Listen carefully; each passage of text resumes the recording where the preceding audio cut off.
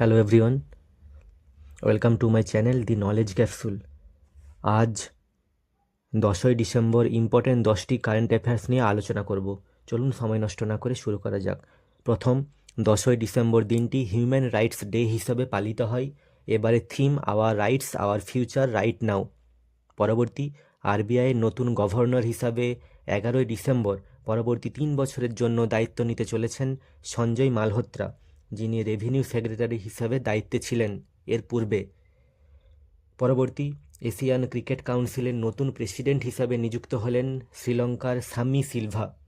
Next, father of endocrine surgery in India হিসেবে পরিচিত শিভপাথম ভিট্টাল সম্প্রতি প্রাণ হারালেন, যিনি ডক্টর বিসি রায় অ্যাওয়ার্ড এবং পদ্মশ্রী সম্মানে ভূষিত।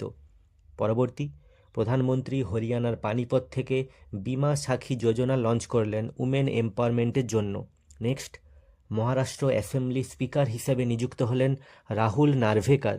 পরবর্তী, ভারতের মধ্যে প্রথম এবং এশিয়ার মধ্যে দ্বিতীয় সেফটি ইঞ্জিনিয়ারিং সেন্টার লঞ্চ করল গুগল হায়দ্রাবাদে।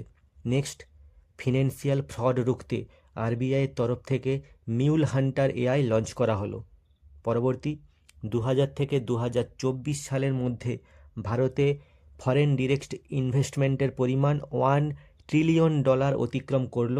সবচেয়ে বেশি এফডিআই এসেছে মরিশাস থেকে, প্রায় 25%। এরপর আছে সিঙ্গাপুর, প্রায় 24%।